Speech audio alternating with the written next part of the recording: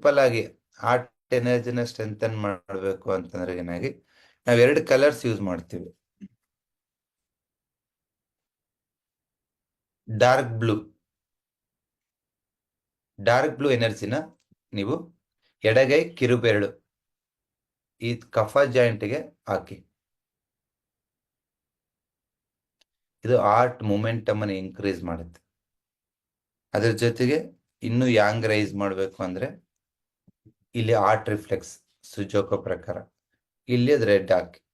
ಇವಾಗ ಹಾಕ್ಬೇಡಿ, ತೋರ್ಸಕ್ ಹಾಕಿದ್ದೀನಿ, ಆಮೇಲೆ ನಿದ್ದೆ ಬರಲ್ಲ. ಇದು ಹಾಕಿದ್ಮೇಲೆ ಅಳಿಸ್ಕೋಬೇಕು. ನೈಟ್ ಟೈಮ್ ಟ್ರೈ ಮಾಡಬೇಡಿ ಯಾಂಗ್ ರೈಸ್ ಮಾಡಕ್ಕೆ, ನಿದ್ದೆ ಬರಲ್ಲ. ಓಕೆ, ಮಾರ್ನಿಂಗ್ ಟೈಮಲ್ಲಿ ಹಾಕಿ. ಇದನ್ನ ಕೊಡಿ. ಇನ್ನೊಂದು, ಆ ಹೀಟ್ ಎಕ್ಸ್ಪ್ಲೋರ್ ಆಗಬಾರ್ದು. It's A moderate slow heat ಬರಬೇಕು ಹಾರ್ಟಿಂದ ಕಿಡ್ನಿಗೆ. ಸೊ ಅದಕ್ಕೋಸ್ಕರ ನೀವು ಕಹಿ ಪದಾರ್ಥ ಕೊಡಿ. ಕಹಿ ಏನ್ ಮಾಡುತ್ತೆ ಗೊತ್ತಾ? ಹಾರ್ಟ್ ಇನ್ನನ್ನ ರೈಸ್ ಮಾಡುತ್ತೆ. ತುಂಬಾ ಹೀಟ್ ಆದ್ರೂ ಕಷ್ಟ ಕಿಡ್ನಿ ಸಿಸ್ಟಮ್ಗೆ. ಎಕ್ಸೆಸಿವ್ ಡಿಸೈರ್ಸ್ ಆಗ್ಬೋದು, ಇಲ್ಲ ಪ್ರಿಮೆಚೂರ್ ಎಜಾಕ್ಯುಲೇಷನ್ ಆಗ್ಬೋದು, ಇಲ್ಲ ಇಡಿ ಆಗ್ಬೋದು. ಹಾರ್ಟ್ ಹೀಟ್ ಹೆಂಗ್ ಬರ್ಬೇಕು ಕಿಡ್ನಿಗೆ ಅಂದ್ರೆ ಸ್ಮೂತ್ ಲೋ ಫ್ಲೇಮ್ ಬರಬೇಕು. ಸೊ ಅದಕ್ಕೆ ನೀವೇನ್ ಮಾಡ್ಬೇಕಂದ್ರೆ ಹಾರ್ಟ್ ಇನ್ನನ್ನ ರೈಸ್ ಮಾಡಬೇಕು. ಅದಕ್ಕೆ ಕಹಿ ಪದಾರ್ಥಗಳನ್ನ ತಗೊಳ್ಳಿ. ಹಾಗಲಕಾಯಿ, ಕಾರ್ಚಕಾಯಿ, ಮೆಂತ್ಯಕಾಳು, ಬೇವಿನ ಪುಡಿ, ಬೇವಿನ ಹಣ್ಣು.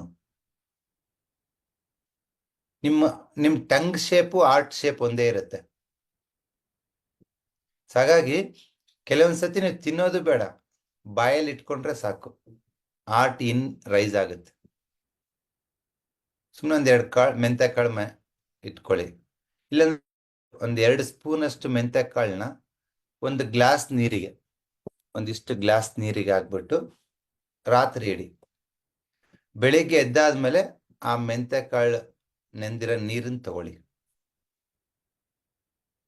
ಅದರಿಂದ ಹಾರ್ಟ್ ಇನ್ ಬ್ಯಾಲೆನ್ಸ್ ಆಗೋದ್ರಿಂದ ಪಾಲ್ಪಿಟೇಷನ್ ಕಮ್ಮಿ ಆಗುತ್ತೆ, ಆಂಗ್ಸೈಟಿ ಕಮ್ಮಿ ಆಗುತ್ತೆ. ಪ್ಲಸ್ ನಿಮ್ಗೆ ಆ ಹಾರ್ಟ್ ಇನ್ ಕಿಡ್ನಿನ ಮ್ಯಾನೇಜ್ ಮಾಡೋದ್ರಿಂದ ನಿಮ್ಗೆ ಎಕ್ಸೆಸಿವ್ ಡಿಸೈರ್ಸು ಆಗಲ್ಲ. ಇವನ್ ಹಾರ್ಟ್ ಇನ್ ಕಿಡ್ನಿ ಫ್ಲೋ ಆಗೋದ್ರಿಂದ ಪ್ರಿಮೆಚೂರ್ ಎಜಾಕ್ಯುಲೇಷನ್ ಕಮ್ಮಿ ಆಗುತ್ತೆ.